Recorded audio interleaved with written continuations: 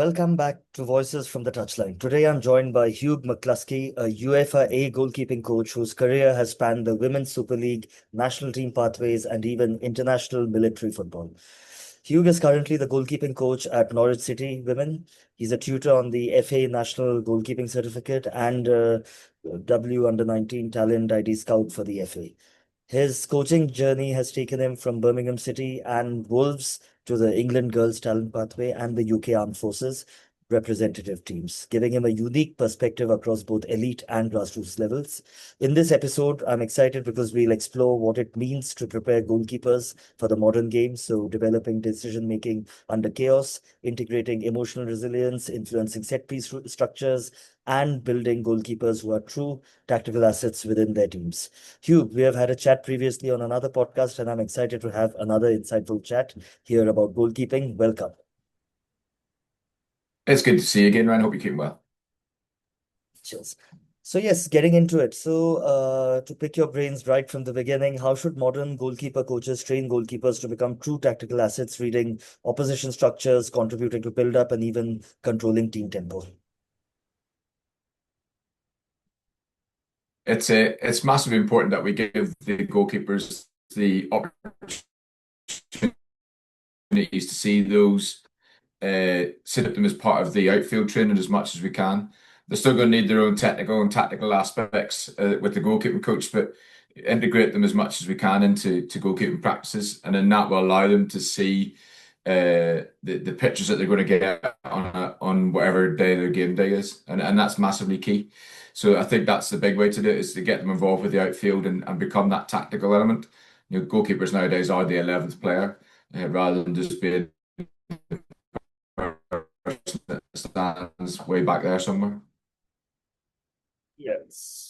So I am excited because this is going to be a great resource, this chat, for all the goalkeeping coaches around the world. So, what methods do you use to develop decision making and composure under pressure in goalkeepers? Because it's so important. Can you share examples of training that maybe simulate cognitive overload or real match chaos?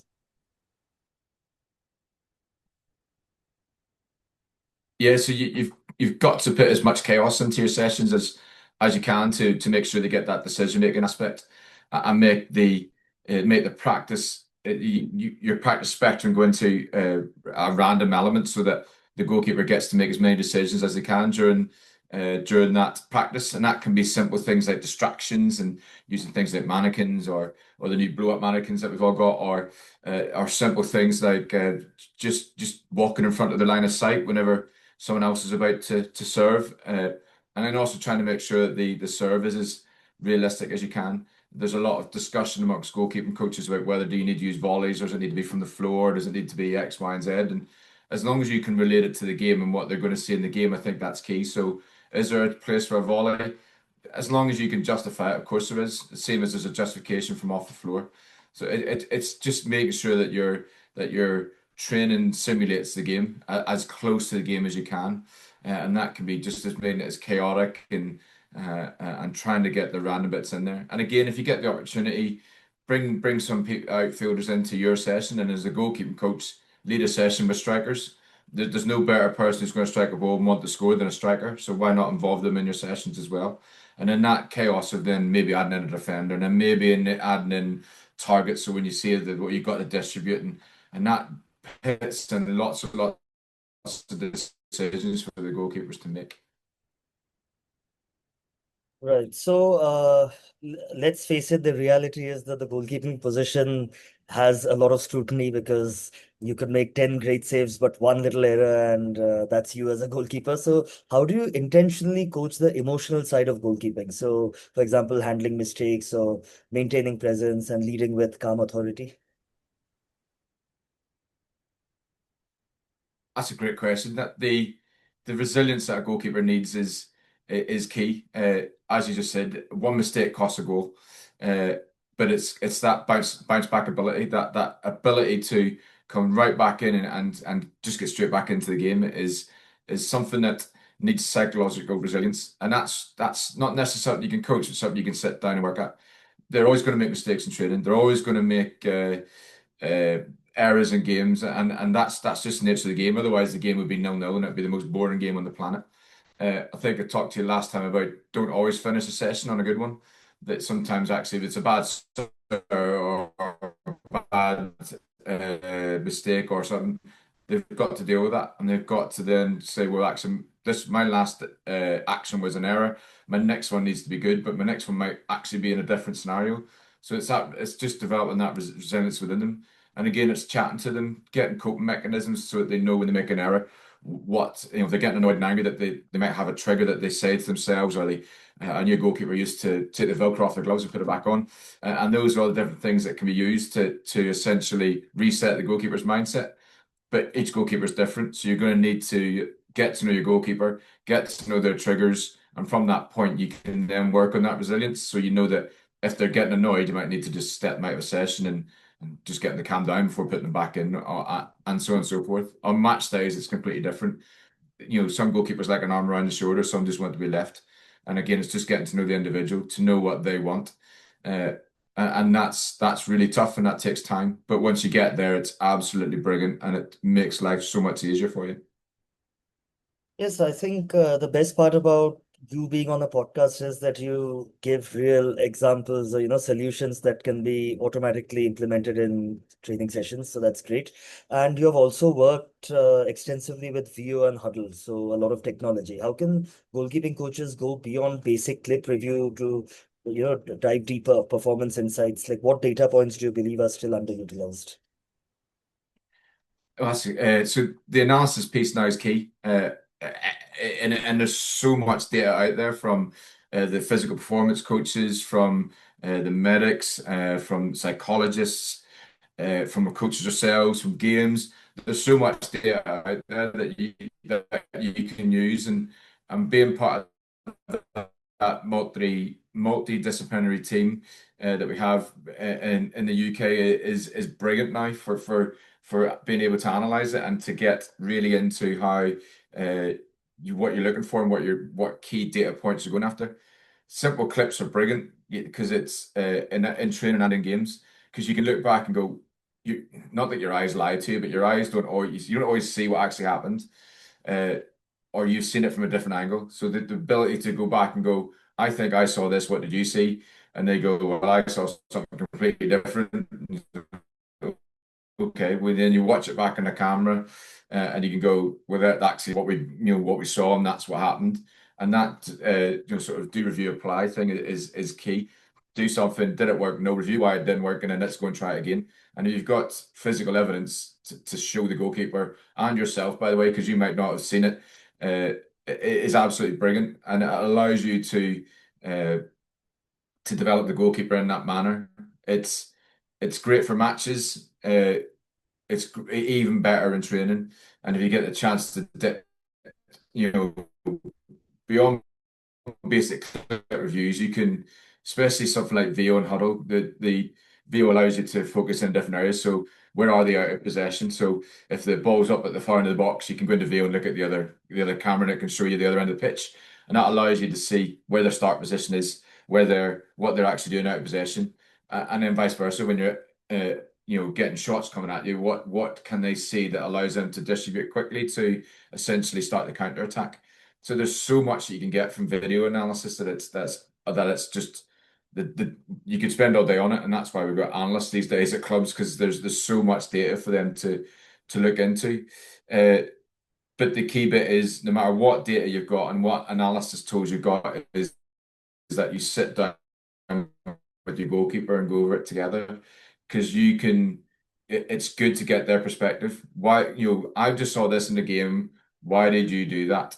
Or what were your head? And they could say, well, actually, I thought I was going to make that, and the ball looked like it was going to skate off a wet pitch. And you're like, okay, fair enough. And then you get their mindset and you can analyze it together. And I think that's key, because you get their mindset at that action. And I think that's probably one of the biggest things to look at. Yes, that's how modern day football is progressing. It's become an essential tool now. Now, you as a goalkeeping coach have worked with both male and female goalkeepers. So, what are the key tactical, physical, or psychological adaptations a coach must make when transitioning between elite male and female goalkeepers? So I think it's the same whether it's elite or grassroots. the tactical, the technical aspects are the same. How to catch a football is how to catch a football. Yeah, a WC is a WC where you're male or female, and how to receive a football is the same, male or female. Uh, if I'm brutally honest, females are like, you tell a male to do something, they're going to do it. You tell a female to do something, they want to know the why. And that's brilliant, by the way. It really challenges you as a coach because you need to know your technicals, you need to know your tactical details, you need to know why you want them to do that. And it's brilliant because it challenges you as a coach.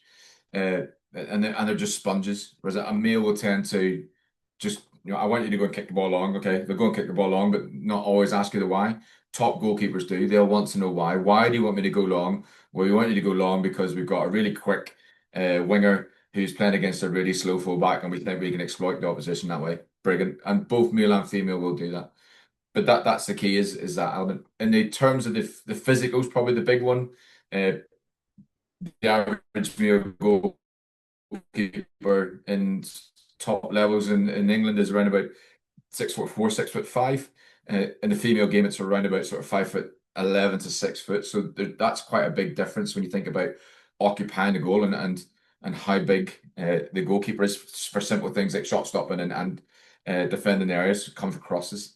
So you need to adapt slightly in those aspects to make sure you get your physical elements. Tactically, the big difference is links back to the physical elements in that a female goalkeeper will not tend to be as good with distribution long. Now, there are absolute differences in that, and a great example was this year from the Euros when Hannah Hampton, there's quite a few, played the ball into that sort of in beyond area and started counter attacks for England. So there are people who can do it, but in the main, they will not be as long with the distribution as a male goalkeeper. So you might need to adapt in that manner just so you can adapt how you play. But there's some out there who can, and that again, that means you can adapt your play to do that. So it's just those are the big elements really. But apart from that, the technical bits are exactly the same. The psychological elements are the same. You just need to get to know your player. Females tend to be more social animals than males, so you just need to make sure you adapt in that manner. But the other aspects, the technical and the tactical, are just little tweaks. There's no real major differences between the two. Fair enough. And what intangible qualities or behaviors in young goalkeepers signal elite potential, even if they lack traditional physical attributes?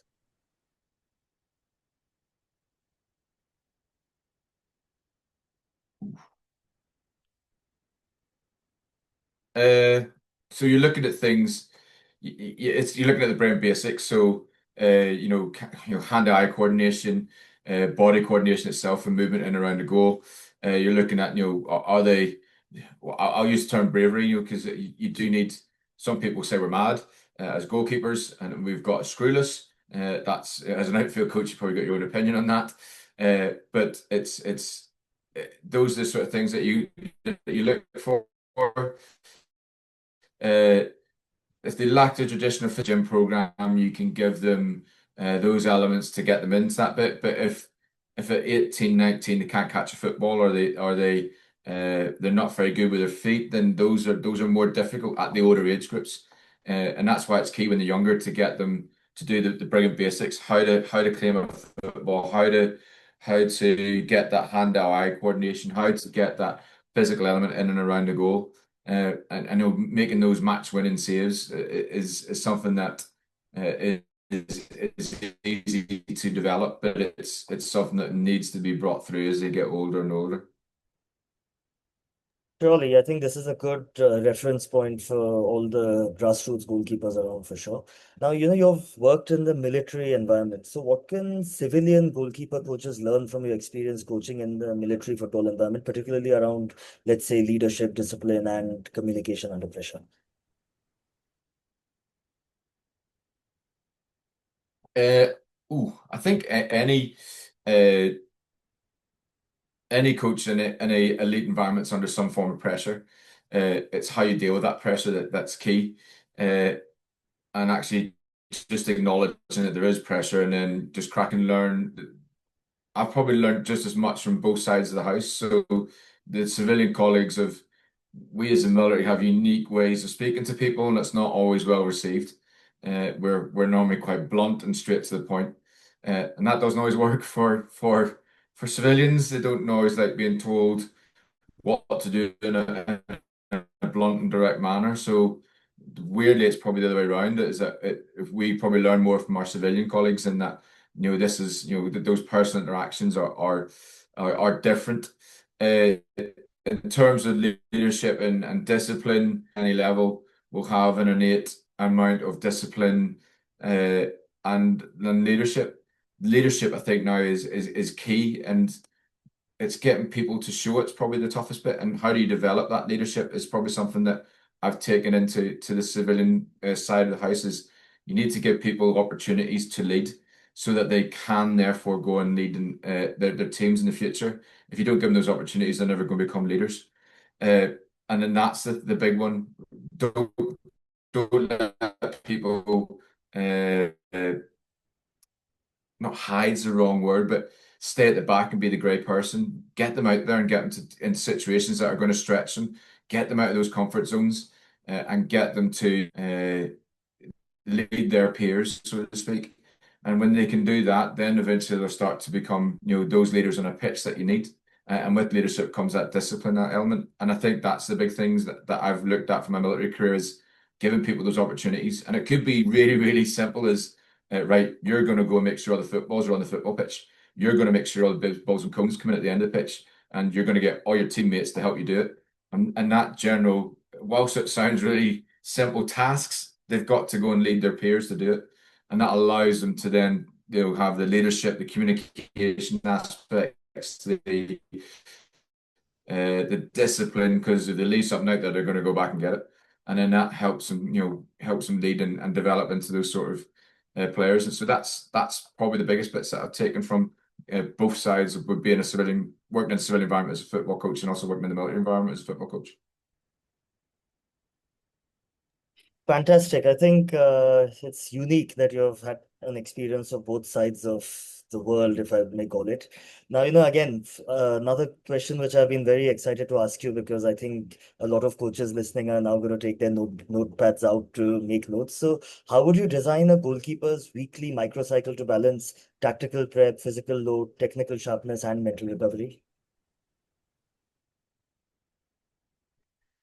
Uh, So it depends on the game week. So if it's a 2 game week, so I'll use our example. We normally play on a Sunday, and then we have a midweek game. It's going to be a Tuesday, Wednesday, and then obviously recovering for next week. So depending on what it is. So if it's a 1 week game, so we're playing on a Sunday. So Monday we would normally come in for a recovery session, and that can be as simple as we do our analysis and we'll do what happened, what the load was like for the goalkeeper during the game, and that comes obviously from the physical performance coaches.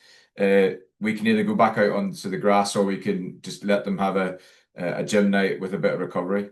So again, it depends. That goes back to what you were saying earlier about the analysis aspects and dealing with that multidisciplinary team, and that's really key. So if we can get involved and work together as a team, then we can ensure that we prepare the goalkeepers well. We've also then normally got a number 2 and a number 3. So you've got to make sure that they train at some point as well. So that may happen on the Monday. Tuesday, then we're starting to look towards the next game. So who's your next? So your opposition analysis, how we're going to play, what we're expecting them to do, and then starting to prepare the goalkeeper for what they're going to get on that Sunday. And that can be things like, right, we're playing. I need to give away what we were looking at for this week. We're playing someone, and we know they take shots from long distance. They get the ball to the edge of the box and they strike the ball. Right, okay. And here's examples of how they scored. So you can use your Hudl and your video again, and this is how they've done it. And then you go and do it in a training session. So we do the training session for what they're mentally about to go and see. You show them what they're mentally going to say. Now we're going to physically go and do it, and then allow them to recover from that. Wednesday is normally a day off, so the players won't come in. We'll let them recover and have that relax. And then Thursday is back in again. We're now starting to ramp up a little bit, so we're now really going to, going back to what we said earlier about chaos sessions, making it as game realistic as we can, to ensure they're ready and prepared for the game on Sunday. And then Friday they come in to do it's more of a technical session. So anything that we need to work on from their IDP, their individual development program, we'll work through that with them on there. Match day, match one Saturday, we at the minute have off, and then on the back in the Sunday, chat to them in the Sunday just about general stuff, nothing that we haven't talked about during the week. Set pieces are redefined, and then it's back round to the match. If it's a 2 game week, that gets condensed massively because you've only then got Monday to essentially prepare for the Tuesday or the Wednesday. And we play on the Tuesday, it's Monday straight into game. If it's a Wednesday, then it's Monday, Tuesday straight into the game. Thursday, then it's the recovery session. But you're trying to prepare then for the Sunday. So 2 game weeks are always a challenge, and they feel not physically draining from a coaching perspective, but probably mentally draining. Players would probably say the opposite. But they can be hard work. But it just depends, and that's kind of what we go after. Brilliant. I think this can definitely be copy pasted, I believe, in many other environments all across. So thank you for that. And you have worked closely with outfield coaches on set pieces. So how should goalkeeping coaches influence both attacking and defending set piece routines? I wanted your opinion on this.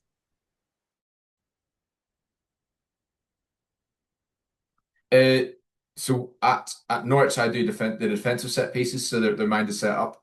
Uh, when I was at my previous club, Wolves, I did both. So as a goalkeeping coach, I generally like set pieces, and I'll always encourage other goalkeeping coaches to do both set pieces. So if you can do attacking and defending, because that allows you to work out how you're going to defend, because you know how you're going to attack. So you're playing at each other. If that makes sense, you're playing each other against each other. So that allows you to think how you defend your set pieces and so on and so forth. So I'd say lead it, go and lead the set pieces, and make them yours. Uh, we as goalkeeping coaches, I always say to other goalkeeping coaches when I'm doing the tutoring is that goalkeeping coaches aren't goalkeeping coaches. We're football coaches who have specialized in goalkeeping. So as a football coach, I should know how defenders defend, how I want them to defend, how I want open body shapes, how I want them to go and attack a football, and so on and so forth. So you can coach that in a defensive set piece. Uh, there's all sorts of opinions on and thoughts on zonal, semi-zonal, man marking, a mixture of everything. How you do that is your own personal philosophy, uh, and that can change. So I moved from when I was at Wolves, it was bring everyone back. We're going to do a mixture of both, and this is how we're going to attack. And when I've chatted to my new manager at Norwich, he asked certain things of me, and I've changed how I do my own defensive set pieces, and that's to match the strengths that we've got with the team, and then how we also do other stuff. So I think that's also key is that don't get stuck in one rut as well, because things change, clubs change, players change, and you need to be able to adapt your set pieces accordingly. But get stuck in, get into them. If you're not confident, work with the outfield coach who does the set pieces and then grow your confidence in that manner as well. But as a goalkeeping coach, big fan of we should do set pieces. And I know certain clubs well, I mean in the English Premier League now employ set piece coaches. But again, that's just another opportunity to get stuck in and work with someone else. Yeah, I like that quote of yours. I'd say that goalkeeping coaches are football coaches that work with goalkeepers. So yes, does become broad. And you're a tutor on the FA National Goalkeeper Certificate. So in your observation, what's the most common blind spot you see in goalkeeper coaches at the semi-pro level?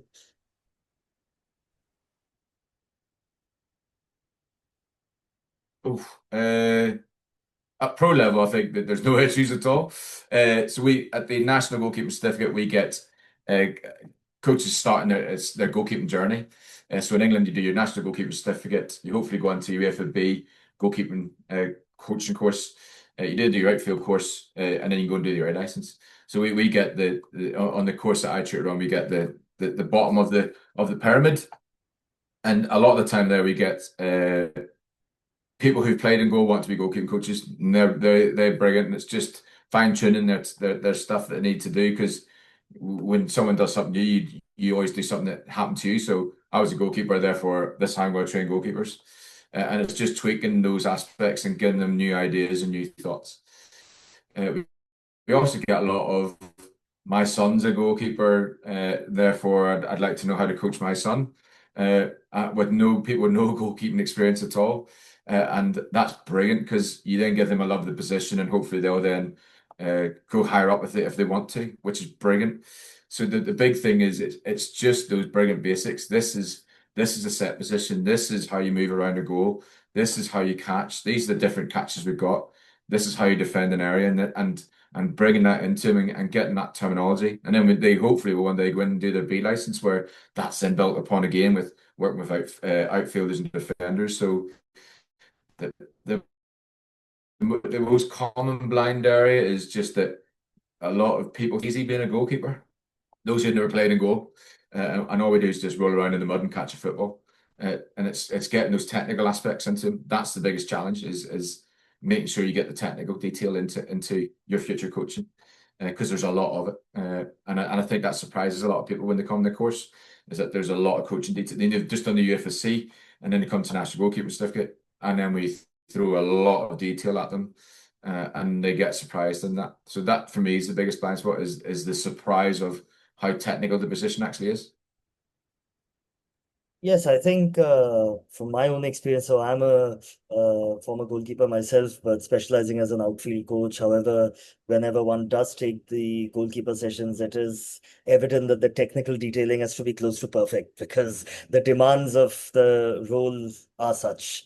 Right. So, you've coached at a broad range of levels. So, what's one universal truth you'd say about goalkeeping that transcends all levels?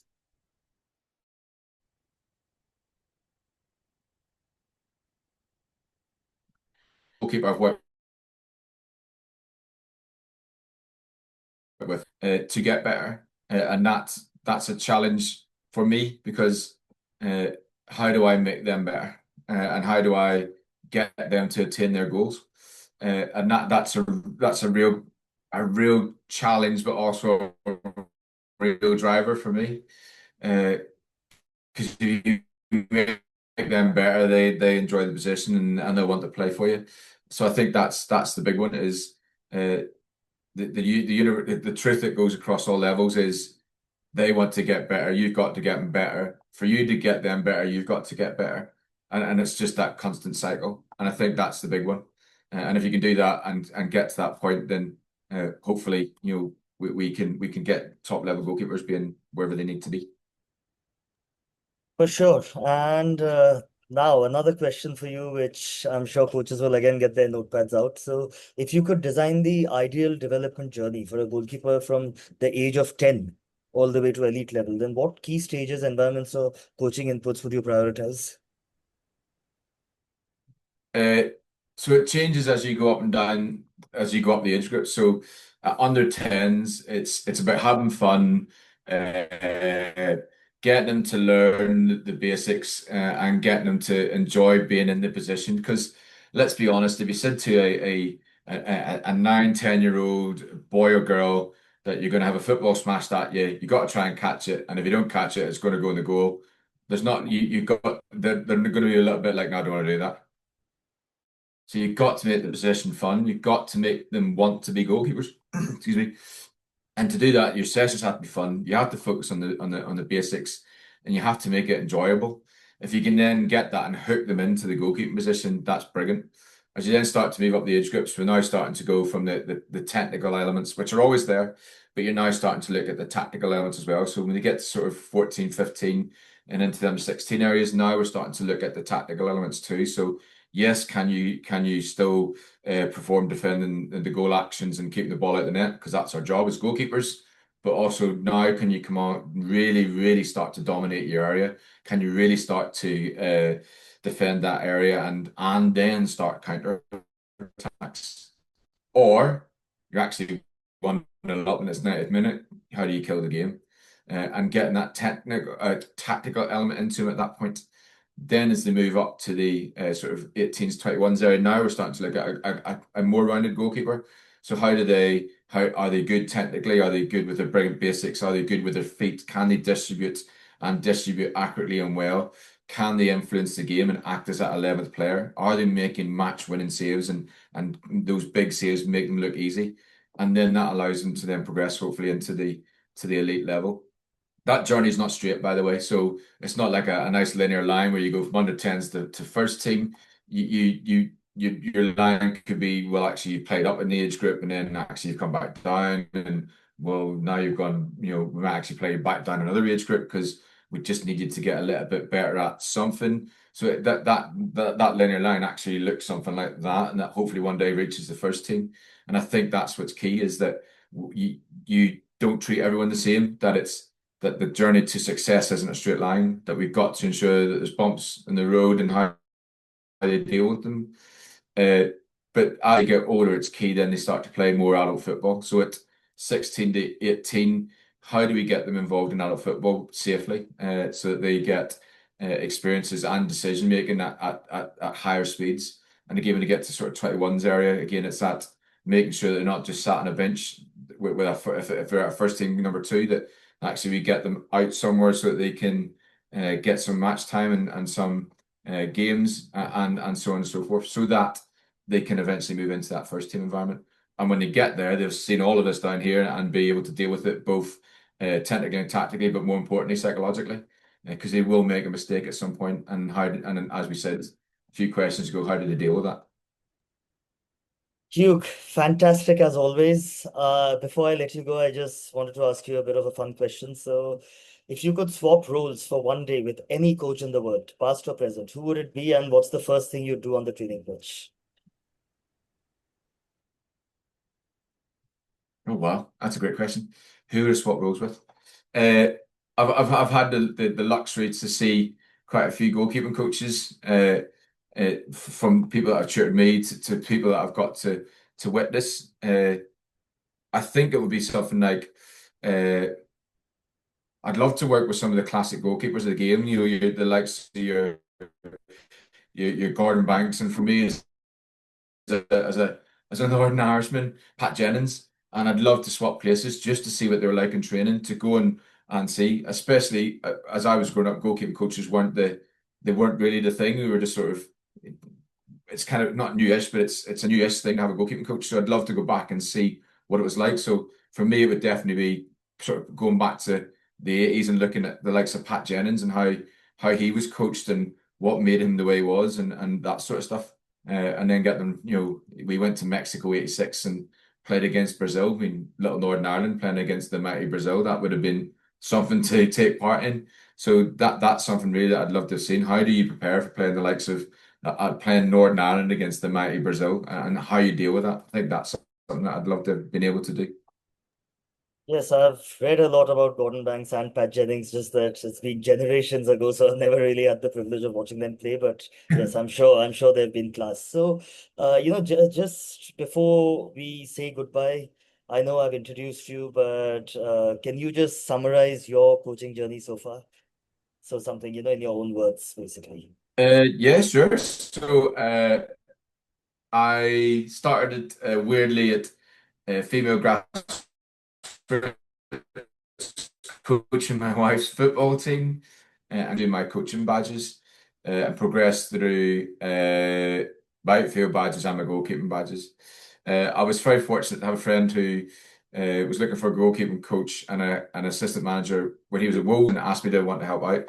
And I went there, and I got involved. And that's when I first really stepped into the female game wholeheartedly. I was working non-league in England, at a club in Oxfordshire called Tame United. I worked there quite hard for 3 4 years, and then went to Wolves. And that was brilliant. Learned loads. Again, got onto my B license and finished that. And then I was very fortunate to get an opportunity to apply for a job at Birmingham City. And I went to Birmingham with the women's team at Birmingham. And that was really, really enjoyable. Worked with two outstanding goalkeepers. And also had the luxury of a really good mentor in Matt Doyle, who helped me out quite heavily, and pushed me in real tough uh, sessions to make sure that sessions were good, and that the feedback he gave me was outstanding. So that was really, really good. Really enjoyed that. Left Birmingham, went back to Wolves, and spent a couple of years there. Really, really enjoyed it. And then I moved back to Norfolk for my main job in the military. And then I was really, really fortunate to get the job with Norwich. and I'm absolutely loving it. It's a brilliant club. The facilities are unbelievable, and the gaffer's really, really encouraging and pushing the goalkeepers. So really, really enjoying it at Norwich at the minute. And aside to that, then also I do the goalkeeper tutoring for the FA in England, and work a little bit with the FA's talent program in developing young goalkeepers at sort of under 15 level, and then also do the talent ID for the under 19s and other age groups, which is brilliant because it's just an excuse to go and watch football matches, and who doesn't want that?